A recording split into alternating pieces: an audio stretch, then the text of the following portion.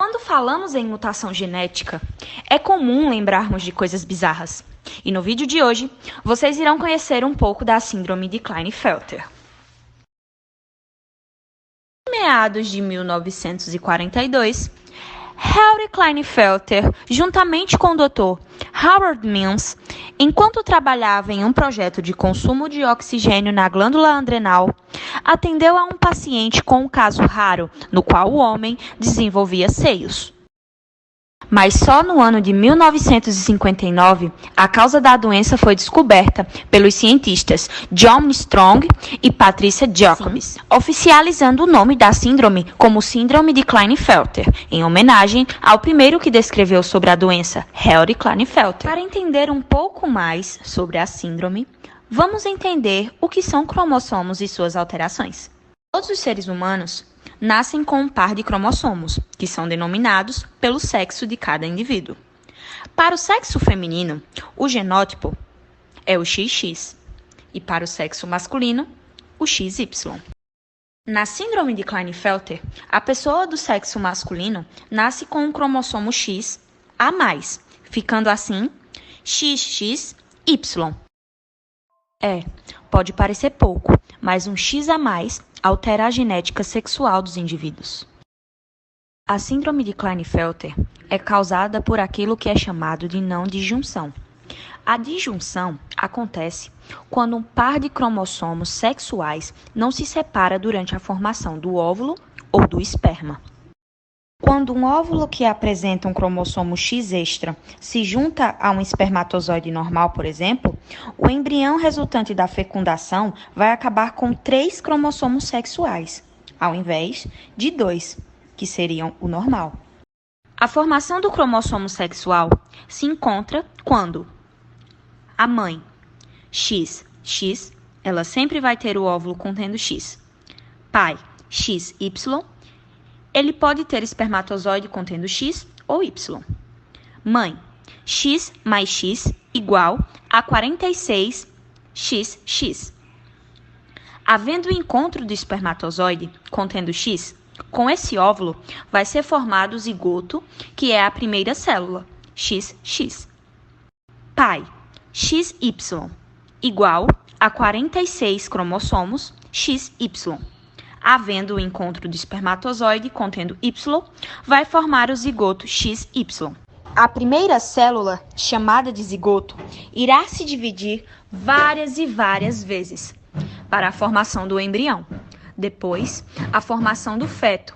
Como todos nós, somos feitos de uma única célula que divide-se várias vezes.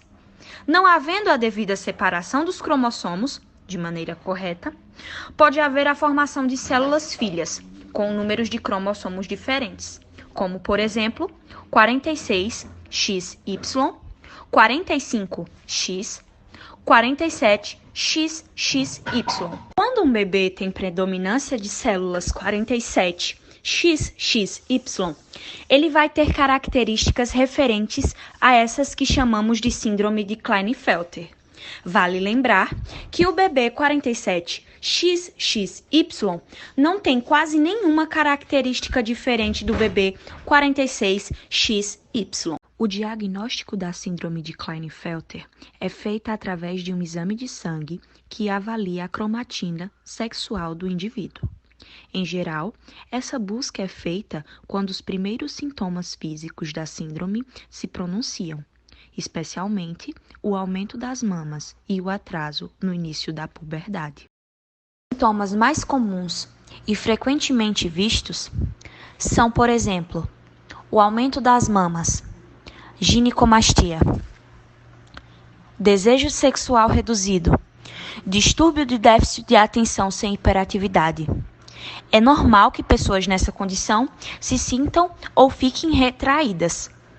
Músculos flácidos, infertilidade, orelhas de implantação baixa, osteoporose, puberdade atrasada ou pênis pequeno.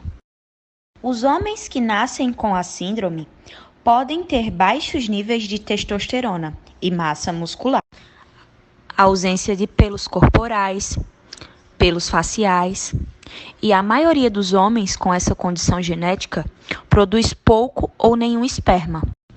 Não há fatores de riscos conhecidos para a síndrome de Klinefelter, uma vez que a doença trata-se de uma causa genética. Porém, estudos apontam, no entanto, uma frequência maior da doença entre filhos de mães mais velhas, ou seja, mães que engravidaram em uma idade mais avançada, em comparação àquela mais recomendada por médicos. O tratamento. Por ser uma condição genética, não existe cura para a síndrome de Klinefelter, e a principal via de tratamento é a medicação regular dos níveis de testosterona, para que, no caso de redução muito acentuada da concentração desse hormônio, sejam dadas injeções de testosterona sintética. Em geral, a quantidade de hormônio suplementado tende a aumentar com o envelhecimento do paciente. Os homens acometidos por esta síndrome têm riscos mais aumentados de terem outras alterações, como, por exemplo, risco de varizes, trombose venosa, obesidade, diabetes, hipertensão e tudo relacionado à síndrome metabólica e muito mais. Outros sintomas possíveis, como o risco maior de osteoporose, também devem ser acompanhados para que sejam assistidos de maneira correta. Outro exemplo é o tratamento para a fertilidade. O paciente que é acometido pela síndrome precisa ser acompanhado por vários especialistas, incluindo o endocrinologista, um cardiologista, um neurologista, um vascular, um angiologista e um profissional de reprodução. Classificação e recursos externos.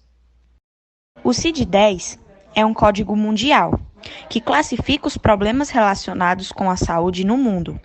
Ele é publicado pela OMS, Organização Mundial da Saúde. Já o CID-9 é um código brasileiro que classifica o problema de saúde no país. Assim como todo ser humano tem um número de identidade para ser identificado, seja fora do país ou no seu país, a síndrome de Klinefelter também tem esse código, ou seja, este número de identificação.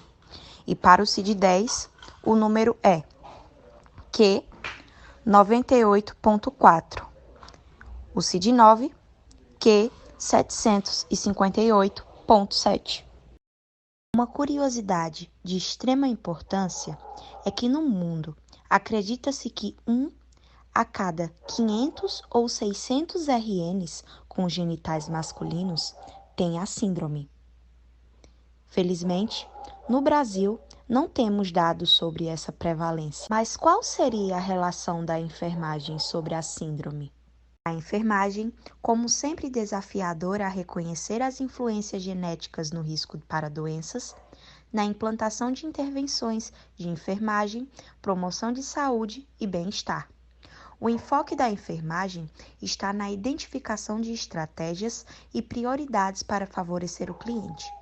Neste sentido, serão analisados alguns aspectos do distúrbio, como manifestações clínicas, aspectos físicos, psicológicos do portador da síndrome, para que haja uma percepção maior. Tendo assim, total responsabilidade no acolhimento a este paciente na chegada a uma unidade de saúde, tratando-o com equidade, mantendo descrição e preservando a integridade física deste paciente durante todo e qualquer procedimento, proporcionando assim apoio emocional à família no momento do diagnóstico e durante a intenção do paciente quando for o caso, dando ao paciente todo o conforto e oferecendo todo o recurso disponível para o seu bem-estar, monitorando assim todo o requisito prescrito pelo médico, sendo medicamentoso ou um simples acompanhamento emocional. Relembrando que qualquer conjunto de sinais e sintomas é chamado de síndrome. Síndrome ainda é um termo muito usado com preconceito e estigma.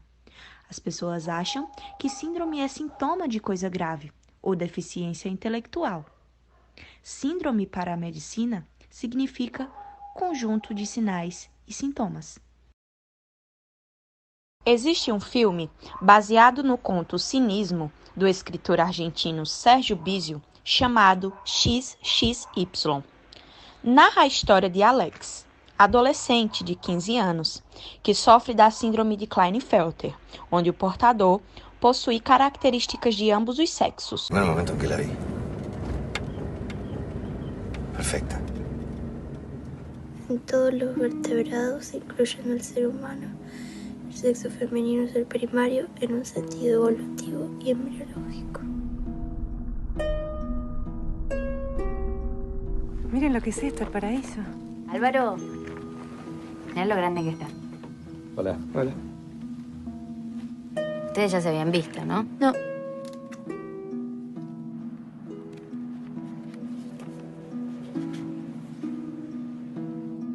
¿Qué es? corticoide. Vos sabés lo que le va a pasar si no los toma más, ¿no?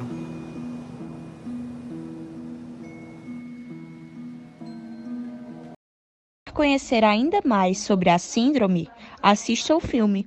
O link vai estar aqui embaixo na descrição.